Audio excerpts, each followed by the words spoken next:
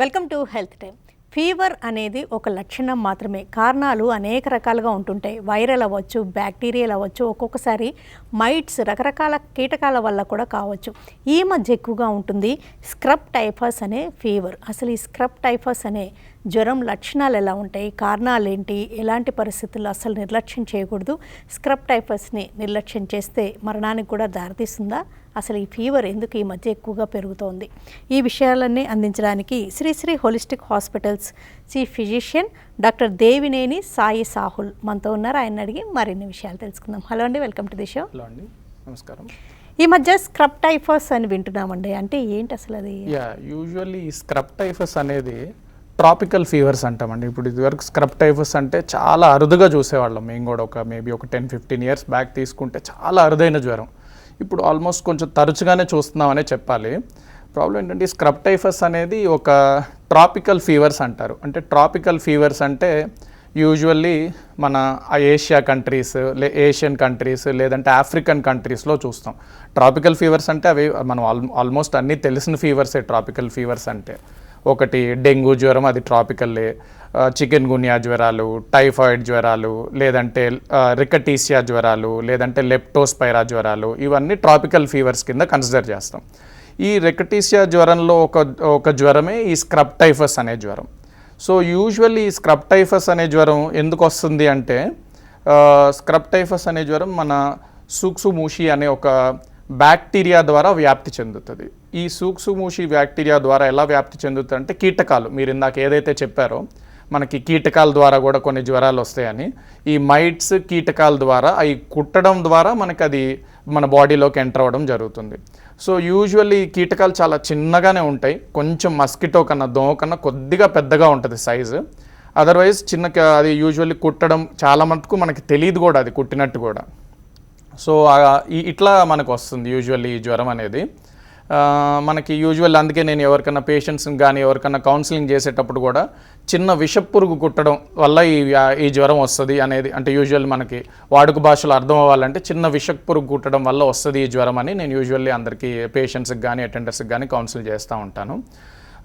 ఇది ఎందుకు ఇంత మనకి నేను ఇందాక చెప్పినట్టు అంత అరుదుగా ఉండేది, తరచుగా చూడడం అంటే అరుదుగా అంటే ఇదివరకు యూజువల్లీ ఒక 10-15 ఇయర్స్ బ్యాక్ మనం తీసుకున్నట్టయితే సంవత్సరానికి ఒక 2 జ్వరాలు, సంవత్సరానికి ఒక జ్వరం అట్లా చూసేవాళ్ళం. ఎవరిలో కూడా ఎక్కువ చూసేవాళ్ళం అంటే ఎవరైతే హిల్ స్టేషన్స్కి వెళ్ళడం, లేదంటే మనకి యూజువల్లీ ఫారెస్ట్ ఏరియాస్కి, ట్రెక్కింగ్స్కి, వీటికి వెళ్ళే వాటిలో ఆ కీటకాలు కొంచెం కామన్గా ఉండడం వల్ల అవి కుట్టడం ద్వారా వస్తాయి. అంటే ఎవరికైతే జ్వరం తగ్గట్లేదు, ఒక వారం 10 రోజులు అవుతున్నా కూడా, ఎవరికైతే ఈ ట్రావెల్ హిస్టరీ అనేది ఏదైతే ఉందో మనకి అది ఉన్న వాళ్ళలోనే ఇది యూజువల్లీ మేము కన్సిడర్ చేసేవాళ్ళం, పరిగణలోకి తీసుకునేవాళ్ళం.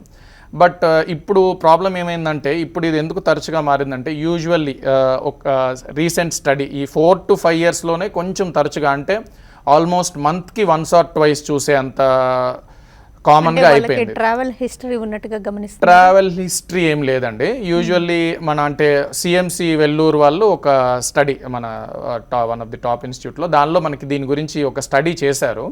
వాళ్ళు ఏమంటున్నారంటే యూజువల్లీ అన్ఫోర్సీన్ క్లైమాటిక్ కండిషన్స్ వల్ల, అంటే మనకి వర్షాలు ఎప్పుడు పడుతున్నాయో తెలియట్లేదు, unforeseen climatic conditions or increased humidity, లేదా సీజన్స్ అనేది ప్రొలాంగ్డ్గా ఉండడము, వీటి వల్ల ఈ కీటకాలు ఏదైతే ఉన్నాయో అది యూజువల్లీ వ్యాప్తి చెందినవి అని అంటున్నారు. సో అంటే అంటే నేను చెప్పినట్టు ఇంతకుముందు హిల్ స్టేషన్స్లో కానివ్వండి, దానిలోనే మనం ఆ ట్రావెల్ హిస్టరీ ఉన్నప్పుడే కన్సిడర్ చేసేవాళ్ళం. ఇప్పుడు ఏమైందంటే ఇది యూజువల్లీ మన పొలాల్లో, ఫార్మ్ ఫీల్డ్స్లో వచ్చేయడము, లేదంటే మనకి యూజువల్లీ మన ఇంటి చుట్టూతా ఉండే మొక్కల్లో ఉండడము. సో అట్లా యూజువల్ అలా గమనిస్తున్నాము. ఇది చెప్పినట్టు నేను ఇందాక కుట్టినట్టు కూడా తెలియదు. అండ్ ఈవెన్ బాగా గ్రాస్ ఏరియాస్ ఉన్న వాటిల్లో కూడా యూజువల్లీ ఈ కీటకంగా గమనిస్తున్నాం. అంటే ఇది ఎందుకు ఇప్పుడు ఇంత తరచుగా, ఇప్పుడు ఇదివరకు యూజువల్లీ మనం చూసుకున్నట్టయితే డెంగ్యూ ఒక 20 ఇయర్స్ బ్యాక్ మన ఇండియాలో చాలా అరుదుగా చూసేవాళ్ళం. 20 ఇయర్స్ బ్యాక్ కనుక మనం తీసుకుంటే డెంగ్యూ అనేది మనకు లేదు. మనకి ఎక్కువ టైఫాయిడ్ జ్వరాలు అవి ఉండేవి తప్పితే డెంగ్యూ కూడా మనకి 20 ఇయర్స్ బ్యాక్ వెరీ రేర్ డిసీజ్గా ఉండేది. ఎప్పుడైతే 2008-9 ఆ టైంలో ఒక ఎపిడమిక్ లాగా వచ్చింది డెంగ్యూ వచ్చి, ఇంక ఇప్పుడు ఎంత కామన్ అయిందో మీకు చెప్పాల్సిన అవసరం లేదు. కనీసం నాకు తెలిసి ఇంట్లో ఒకరికైనా కూడా డెంగ్యూ వచ్చి ఉంటుంది. సో అంత కామన్గా మారింది. దానికి మనకి యూజువల్లీ అది డిసీజ్ వ్యాప్తి చెందడం కానివ్వండి, లేకపోతే యూజువల్లీ శానిటేషన్ టెక్నిక్స్ సరిగ్గా లేకపోవడము, రైనీ సీజన్స్లో బ్రీడింగ్ ప్లేసెస్ అంటారు, అంటే అవి ఆ గుడ్లు అక్కడ ఎక్కువగా ఉండిపోవడం వల్ల అది అలా వ్యాప్తి చెందింది. డిసీజ్ సర్వైలెన్స్ ప్రోగ్రామ్ వాళ్ళు ఏం చెప్తున్నారంటే ఇది ఇప్పుడు మేము ఇదివరకు 10-15 ఇయర్స్ బ్యాక్ ఎట్లా అయితే అంత తరచుగా చూసేవాళ్ళం కాదు, ఈ ట్రావెల్ హిస్టరీయే కన్సిడర్ చేసేవాళ్ళం ఎవరికైతే, ఇప్పుడు వాళ్ళు చెప్పడం ఏంటంటే ఇది కూడా ఒక 10 ఇయర్స్ డౌన్ ద లేన్ మనకి మరీ డెంగ్యూ లాగా అంత కామన్ అవ్వకపోయినా చాలా తరచుగా అంటే వాడుక భాషలో వచ్చేటట్టుగానే ఇప్పుడు మనం స్క్రబ్ టైఫస్ అంటే అంత కామన్గా వినము, టైఫాయిడ్ డెంగ్యూ లాగా వినము, అంత కామన్ అయ్యే అవకాశం ఉంది ఇంకో 10 ఇయర్స్ డౌన్ ద లేన్ ఈ డిసీజ్ అంత వ్యాప్తి చెందొచ్చు అని డిసీజ్ సర్వైలెన్స్ ప్రోగ్రామ్ వాళ్ళు యూజువల్లీ చెప్తున్నారు. అంటే ఆ మైట్ కానీ ఆ కీటకం కానీ కుట్టినప్పుడు సిమ్టమ్స్ కనిపిస్తే గుర్తించగలుగుతారు వెంటనే దద్దుర్లు రావడం కానీ రెడ్డిష్ కావడం? యూజువల్లీ దీని ఇంక్యుబేషన్ పీరియడ్ అంటారు, అంటే ఏ జ్వరానికైనా ఇంక్యుబేషన్ పీరియడ్ అనేది మనకి కుట్టిన 3 రోజుల నుంచి 14 రోజుల్లో ఎప్పుడన్నా బయటపడవచ్చు. నేను చెప్పినట్టు కొంతమందికి యూజువల్లీ మేము ఇలా అడుగుతాం, ఏదైనా కుట్టినట్టు అనిపించిందా మీకు జ్వరాల్లో అంటే దీనికి ఒక పీరియాడిక్ ఫీవర్లా ఉంటుంది. దీని డయాగ్నోసిస్ తీసుకుంటే మనము యూజువల్లీ ఇప్పుడు ఫస్ట్ వీక్లో కనుక మనం దీని లక్షణాలు యూజువల్లీ ఫీవరు, హెడ్ఏక్, నార్మల్ మనకి వైరల్ జ్వరం ఎట్లా వస్తుందో ఫీవరు, హెడ్ఏక్, బాడీ పెయిన్స్, ఆకలి కొంచెం తగ్గడం, ఇట్లాంటిది ఫస్ట్ వీక్లో ఇలాంటి లక్షణాలే ఉంటాయి. బట్ దీంతో ఇంకొక డేంజర్ ఏంటంటే కనుక ఇది ఆల్మోస్ట్ మల్టీ ఆర్గన్ డిస్ఫంక్షన్ అంటారు, అంటే అన్ని అవయవాలు ఇన్వాల్వ్ చేసే అంత శక్తి కూడా ఉంది ఈ జ్వరానికి. అంటే లివర్ ఇన్వాల్వ్ చేయడము, హార్ట్ పంపింగ్ తేడా చేయడము, లేదంటే కిడ్నీలు ఇబ్బంది వచ్చేటట్టు చేయడం, ఇట్లా వచ్చే అవకాశం ఉంటుంది. బట్ దీనిలో ఫస్ట్ వీక్లో మనం దీన్ని కన్సిడర్ చేయడానికి లేదండి.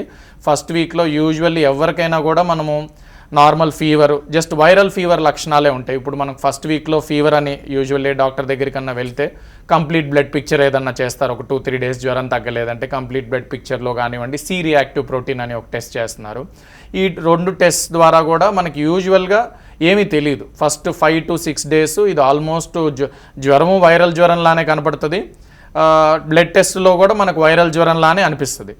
బట్ ప్రాబ్లం ఏంటంటే మీరు ఇందాక అన్నట్టు ఇది ఏదన్నా తీవ్రం అవ్వచ్చా ఎట్లా అనేది 7th డే అంటే యూజువల్లీ 2nd వీక్లో దీని లక్షణాలు కొంచెం, అంటే ఇప్పుడు మనకు నార్మల్ వైరల్ ఫీవర్ కనుక తీసుకుంటే 4 to 5 డేస్లో తగ్గిపోతుంది. అది నార్మల్ 4 to 5 డేస్. ఏదన్నా పోనీ వేరే బ్యాక్టీరియల్ ఇన్ఫెక్షన్స్ అయితే కనుక, టైఫాయిడ్లు అనుకుంటే కనుక మనకి యూజువల్లీ యాంటీబయాటిక్ పెట్టగానే తగ్గిపోవడం అనేది జరుగుతుంది. ఇది 2nd వీక్లో జ్వరం తీవ్రత పెరగడం, అంటే 102, 103 రావడం, విపరీతమైన హెడ్ఏక్ వస్తుంది.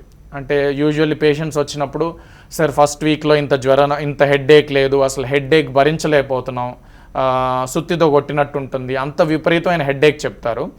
కండరాల నొప్పులు, బాడీ పెయిన్స్, మయాల్జియాస్ కూడా చాలా ఎక్కువ అవుతాయి.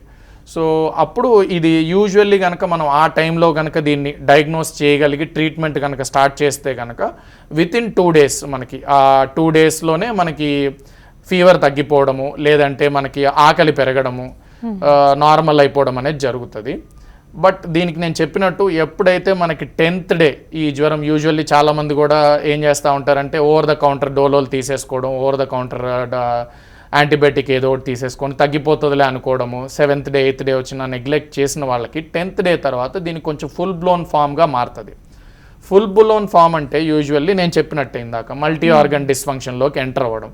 దాని ఫస్ట్ లక్షణాలు యూజువల్లీ ఆయాసం లాగా రావడం, కొంచెం పొట్ట ఉబ్బరం పెరగడం, యూరిన్ అనేది తగ్గడము, ఇట్లాంటి లక్షణాలు అనేది గమనిస్తాము. యూజువల్లీ అప్పుడు చూస్తే కనుక ఆల్మోస్ట్ అంటే లివర్ ఫంక్షన్స్ ఇన్వాల్వ్ అవ్వడము, లేదంటే కనుక హార్ట్ పంపింగ్ అనేది కొంచెం తగ్గడము, లేదా కిడ్నీలో క్రియాటిన్ వాల్యూ, మన కిడ్నీ అనేది యూజువల్లీ ఎలా ఇన్వాల్వ్ అయింది అనేది క్రియాటిన్ వాల్యూ పెరగడము, బీపీ డౌన్ అవ్వడము అనేది జరుగుతూ ఉంటుంది.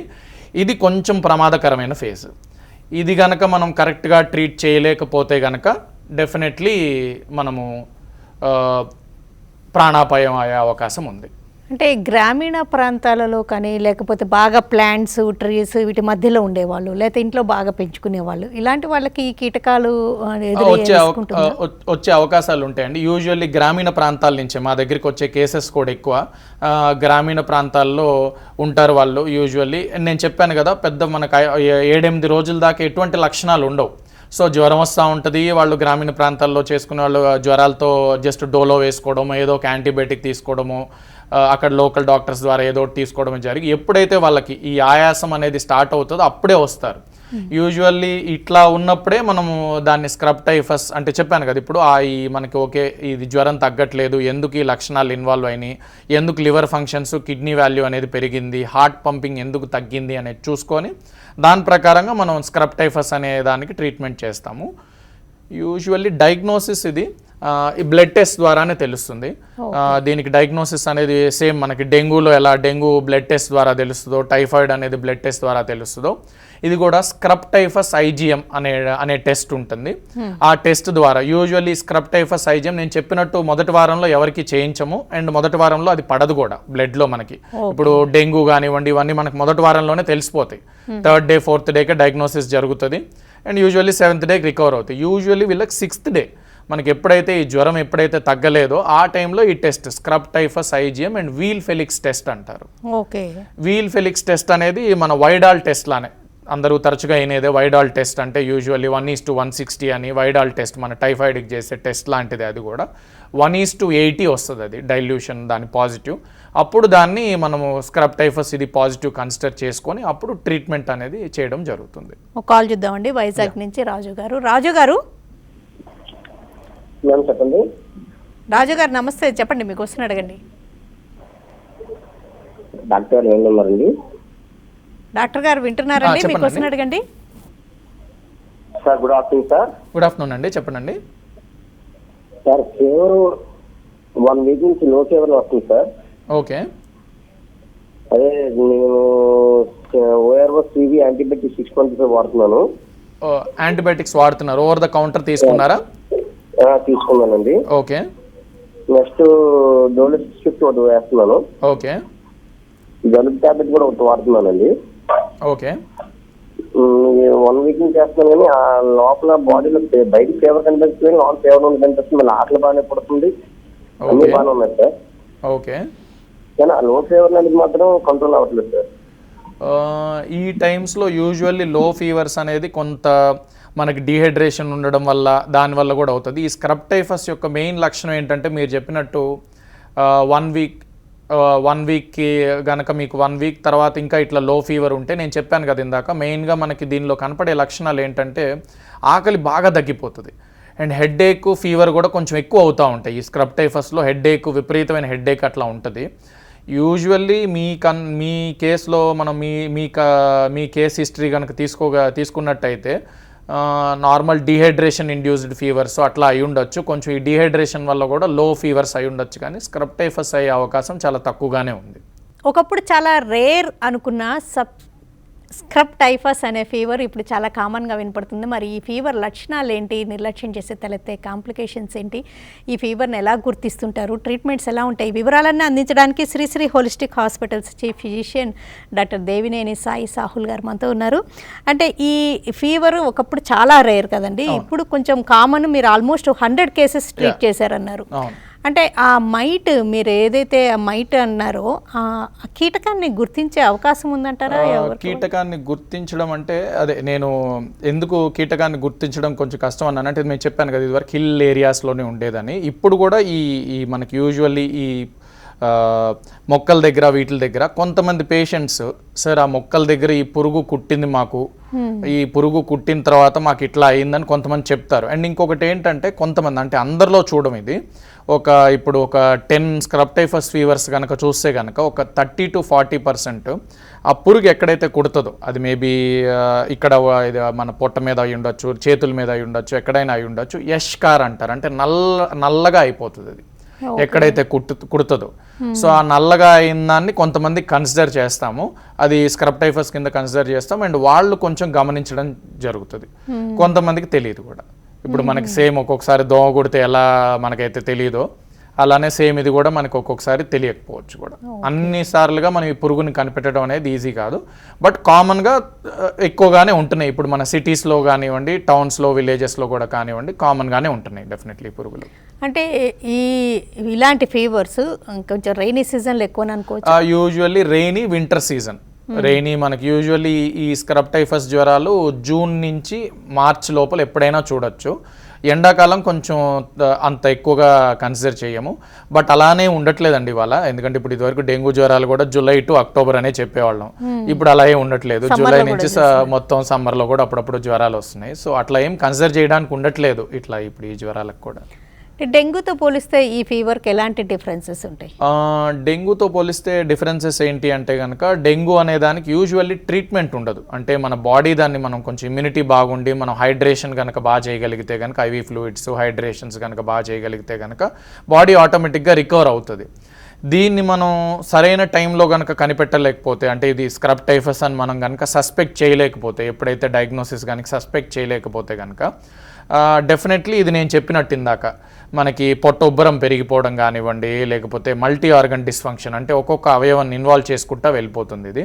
సో దీనికంటే ట్రీట్మెంట్ కూడా ఉంటుంది దీనికి. నేను ఇందాక ఏదైతే చెప్పానో మనకి సింపుల్, మనకి ఆ 6th 7th డే జ్వరం తగ్గకపోవడం దగ్గర నుంచి ట్రీట్మెంట్ ఎప్పుడు చేస్తామో, అలానే యూజువల్లీ మనకు మల్టీ ఆర్గన్ డిస్ఫంక్షన్కి కనిపెట్టినప్పుడు ట్రీట్మెంట్ చేసినా కూడా రివర్సల్ అనేది బాగా కామన్గా చూస్తాం. దానికి సంబంధించిన డ్రగ్ ఏదైతే మనం పెడితే కనుక అది రివర్సల్, అంటే ఇమీడియట్గా దాని లక్షణాలు, అంటే ఇప్పుడు మనకి హార్ట్ ఇన్వాల్వ్ అయిందనుకోండి, హార్ట్ పంపింగ్ అనేది డిఫరెన్స్ వస్తుంది.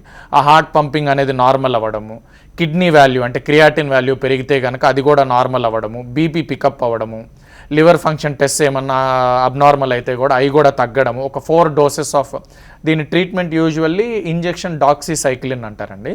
డాక్సీసైక్లిన్ ఇంజెక్షన్ కనుక 2 పూటలా ఇవ్వాల్సి వస్తుంది. ఫస్ట్ దీని ట్రీట్మెంట్ డ్రగ్ ఆఫ్ చాయిస్, అంటే దీనికి డాక్సీసైక్లిన్ 100 mg 2 పూటల 2 వారాలు ఇవ్వాల్సి వస్తుంది. దీని treatment 2 weeks, complete 2 weeks treatment తీసుకోవాల్సి వస్తుంది ఇది. సో ఎప్పుడైతే మనము ఫస్ట్ నేను ఏదైతే చెప్పాను, ఇప్పుడు ఒక 4 డోసెస్ కనుక మనం ఇది స్క్రబ్ టైఫస్ అయితే ఈ ఓన్లీ 4 డోసెస్కి రెస్పాన్స్ రావడం అనేది జరుగుతుంది. అంటే ఎవరైతే జ్వరం స్టేజ్లో ఉన్నప్పుడు, అంటే ఆ 6th 7th డేలోనే కనిపెట్టి స్టార్ట్ చేసినప్పుడు వాళ్ళ లక్షణాలు రివర్స్ వితిన్ 2 daysలో అవ్వడము, మళ్ళీ ఎప్పుడైతే వీళ్ళు 10th 11th డేకి వెళ్ళి ఎవరికైతే ఈ ఆర్గన్స్ ఇన్వాల్వ్ అయ్యేదాకా వెళ్ళడము వాళ్ళకి స్టార్ట్ చేసినా కూడా వితిన్ 2 daysలో ఆర్గన్స్ ఇన్వాల్వ్మెంట్ కూడా ఇంప్రూవ్మెంట్ రావడం అనేది జరుగుతుంది. అండ్ ఎప్పుడైతే ఆర్గన్ ఇన్వాల్వ్మెంట్ అనేది జరుగుతుందో దానికి తగ్గట్టుగా కూడా ట్రీట్మెంట్ చేసుకోవాలి. అంటే హార్ట్ పంపింగ్ కనుక తగ్గిందనుకోండి, హార్ట్ పంపింగ్ తగ్గితే యూజువల్లీ హార్ట్ పంపింగ్కి మనం మెడిసిన్స్ పెట్టడము, కిడ్నీ ఇన్వాల్వ్మెంట్ అయితే క్రియాటిన్ తగ్గడానికి దానికి తగ్గట్టుగా ఫ్లూయిడ్ బ్యాలెన్స్ చేసుకోవడం, అవి ఒక పక్క చేసుకుంటా ఈ డాక్సీసైక్లిన్ అనే యాంటీబయాటిక్ అనేది ఇవ్వాల్సి వస్తుంది. అంటే డెంగ్యూలో ఎప్పుడైతే ఆర్గాన్స్ ఇన్వాల్వ్ అయ్యాయో అప్పుడు కొంచెం ట్రీట్మెంట్ కొంచెం కష్టం అవుతుంటుంది, కానీ ఈ స్క్రబ్ టైఫస్లో మాత్రం రివర్సిబులే అంటారు. డెఫినెట్లీ అదే మీరు చాలా కరెక్ట్గా అడిగారు. ఇప్పుడు డెంగ్యూలో కనుక మనకి మల్టీ ఆర్గన్ డిస్ఫంక్షన్లోకి వెళ్తే కనుక పేషెంట్, అది ఇమ్యూనిటీ బేస్డ్ కాబట్టి డెఫినెట్లీ దానికి ట్రీట్మెంట్ చాలా కష్టం. అంటే మనకు ఒక్కొక్కసారి కంప్లీట్గా ఆర్గన్స్ అన్ని ఇన్వాల్వ్ అయిపోవడం వల్ల రికవర్ అవ్వకపోవడం అనేది జరుగుతుంది. దీనిలో ఒక వెరీ గుడ్ థింగ్ ఏంటి అంటే కనుక ఈ ట్రీట్మెంట్లో మనం ఇన్ని ఆర్గన్స్ ఇన్వాల్వ్ అయ్యేటట్టు అయినా కూడా మనం ఆ డాక్సీసైక్లిన్ ఇంజెక్షన్ కనుక పెట్టగలిగితే, అది మనం స్టార్ట్ చేసి ఆర్గన్స్ అన్నిటికీ కనుక సపోర్ట్ ఇవ్వగలిగితే, దానికి తాలూకు ఇంజెక్షన్స్ కనుక ఇవ్వగలిగితే కనుక definitely this is curable. And dengue కన్నా డెఫినెట్గా కూడా మనం ట్రీట్ చేసే కెపాసిటీ ఉంటుంది దీనికి. ఓకే, అంటే అసలు ఫీవర్ అనేది చాలా కామను. అండ్ రెయిన్స్ స్టార్ట్ అయినంటే ఫీవర్స్ ఏదో ఒక రీజన్తో వస్తూ ఉంటాయి కదండి. ఎవరికైనా ఫీవర్ ఉంది అంటే ఫస్ట్ ఎలాంటి విషయాలు అబ్జర్వ్ చేసుకోవాలి, ఎన్ని రోజులు వెయిట్ చేసి చూడొచ్చు అంటారు? యూజువల్లీ మనకి ఇప్పుడు ఎక్కువగా మన ఇండియాలో వచ్చేది ఎక్కువ వైరల్ ఫీవర్సే ఉంటాయి ఎక్కువ, చాలా వెరీ వెరీ కామన్. ఇప్పుడు యూజువల్లీ ఒక 50 జ్వరాలు చూసామనుకోండి, రోజు 50 జ్వరాలు చూస్తే దానిలో అట్లీస్ట్ ఒక 30 ఫీవర్స్ కూడా నార్మల్గా వైరల్ ఫీవర్స్, లేకపోతే ఫ్లూ జ్వరాలు, తర్వాత డెంగ్యూ జ్వరాలు, టైఫాయిడ్ జ్వరాలు లాంటివి కామన్గా చూస్తాము. వైరల్ జ్వరాలు యూజువల్లీ కనుక డోలో బాగా ఎడిక్వేట్ హైడ్రేషన్, అంటే ఐవీ ఫ్లూయిడ్స్ బాగా తీసుకోవడము, లేకపోతే మనకి కొబ్బరి నీళ్ళు లాంటివి బాగా తీసుకోవడం, అట్లాంటివి చేస్తే సరిపోతుంది. యూజువల్. అండ్ ఫ్లూ ఫీవర్స్కి అయితే కనుక అది కూడా మనకి ఇమ్యూనిటీ కనుక బాగుంటే కనుక ఫ్లూ ఫీవర్స్ కూడా యూజువల్లీ మన సిట్రిజిన్ ట్యాబ్లెట్లు ఇట్లా వేసుకుంటే సరిపోతుంది. లేదంటే ఒక్కొక్కసారి ఫ్లూ కనుక ఫీవర్స్ తగ్గట్లేదు, తీవ్రంగా అవుతున్నాయి అంటే కనుక, లంగ్స్లోకి ఇన్వాల్వ్ అవుతున్నాయి అంటే కనుక దాని ట్రీట్మెంట్ ఒసల్టమావిర్ అని ఉంటుంది, దాని ట్రీట్మెంట్ దానికి చేస్తాము. సో జ్వరం మెయిన్ కనుక ఎక్కువ చూస్తే వైరల్. మనం ఈ స్క్రబ్ టైఫస్ నేను చెప్పాను కదా, ఇట్లా ఇందాక అంచెలుగా, అంటే మనకి ఫస్ట్ వీక్లో నార్మల్గా ఉండడం, సెకండ్ వీక్లో ఇంకొంచెం తీవ్రత పెరగడం, థర్డ్ వీక్ అంటే ఆల్మోస్ట్ 10th డే దాటే టైంకి ఇట్లా ఎక్కువ సివియర్ ఫుల్ బ్లోన్ ఫామ్లోకి వెళ్ళి ఇవన్నీ ఇన్వాల్వ్ చేయడం అనేది జరుగుతుంది. బట్ చెప్పాను కదండి, ఇంకా ఇది డెఫినెట్లీ నేను ఇంతకుముందు చెప్పినట్టు అరుదైనదంటే అంత కామన్గా ఇంకా చూడట్లేదు. అందుకే ఇది వాడుక భాషలో ముందు పెరిగే రిస్క్ మటుకు డిసీజ్ సర్వైలెన్స్ ప్రోగ్రామ్స్ ఏం చెప్తున్నాయి అంటే, డెంగ్యూ ఎలా అయితే అంత కామన్ అయిపోయిందో 20 years బ్యాక్ ఇప్పుడు చూస్తే, ఇది కూడా ఒక 10 years down the line definitely పెరిగే అవకాశాలు ఉన్నాయి, డెఫినెట్లీ ఇంక్రీజ్ అయ్యే ఛాన్సెస్ ఉన్నాయని చెప్తున్నారు. అంటే రీసెంట్ టైమ్స్లో తీసుకుంటే ఇంకా ఎలాంటి ఫీవర్స్ ఎక్కువగా గమనిస్తున్నారు? అంటే మీరు వీటి మీద స్టడీ చేస్తున్నారు కదా. యూజువల్లీ తీసుకుంటే ఎక్కువ అన్నోన్ జ్వరాలు ఎక్కువ ఉంటున్నాయి. అంటే పైరెక్సీ ఆఫ్ అన్నోన్ ఆరిజిన్ అంటున్నారు. అంటే అవే ఎక్కువగా ఉంటున్నాయి. అంటే దానివల్ల అంటే మనకి ఎక్కువ తెలియట్లేదు ఫీవర్స్ కాజెస్ ఏంటిది. అండ్ ఇంకోటి ఏంటంటే ఈ కోవిడ్ రావడం వల్ల బాడీలో కూడా ఇమ్యూనిటీ తగ్గిపోయింది. ఆల్మోస్ట్ అందరూ కోవిడ్ రావడం వల్ల అయి ఉండొచ్చు, లేదా కోవిడ్ వ్యాక్సిన్ వేసుకోవడం వల్ల అయి ఉండొచ్చు. ఇప్పుడు ఆల్మోస్ట్ అందరినీ తీసుకుంటే ఏదర్ కోవిడ్ అన్న వచ్చి ఉంటుంది, లేదా కోవిడ్ వ్యాక్సిన్ అన్న వేసుకొని ఉంటారు. దానివల్ల కొంచెం ఇమ్యూనిటీ ఆల్టర్ అయిందని అయితే అంటున్నారు ఇప్పుడు స్టడీస్. ఇమ్యూనిటీ ఆల్టర్ అవడం వల్ల కూడా ఈ డ్రగ్ రెసిస్టెంట్ జ్వరాలు, లేకపోతే తెలియని జ్వరాలు, అంటే యూజువల్లీ అంటే ఇప్పుడు కొన్ని జ్వరాలు ఉంటాయి, దానికి కారణాలు ఏమి ఉండవు.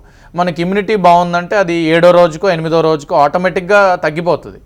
బట్ ఇవాళ ఇమ్యూనిటీ కొంచెం తక్కువ ఉండడం వల్ల తగ్గకపోవడం అనేది జరుగుతుంది. ఇందాక మనకు ఒక కాలర్ చెప్పినట్టు యూజువల్లీ ఇంకా 7 days అయినా లో గ్రేడ్ ఫీవర్ లాగా ఉంటుంది అని చెప్పి.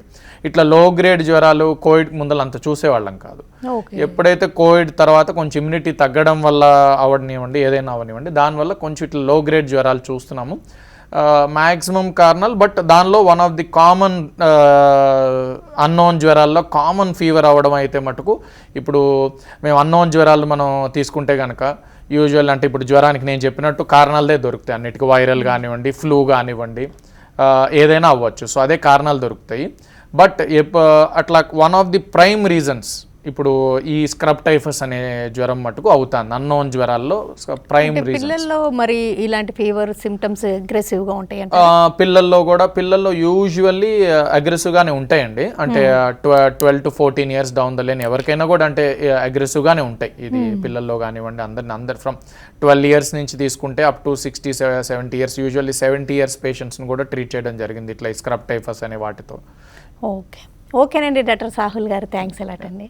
ఒకప్పుడు రేర్ అనుకున్న ఫీవర్స్లో స్క్రబ్ టైఫస్ అనే ఫీవర్ ఒకటని నవేడేస్ కొంచెం ఎక్కువగానే చూస్తున్నాం. ఇంకా ముందు ఈ ఫీవర్ పెరిగే రిస్క్ ఉంటుంది కాబట్టి అందరూ ఈ ఫీవర్ పట్ల అవగాహన పెంపొందించుకోవడం చాలా ఇంపార్టెంట్ అంటూ.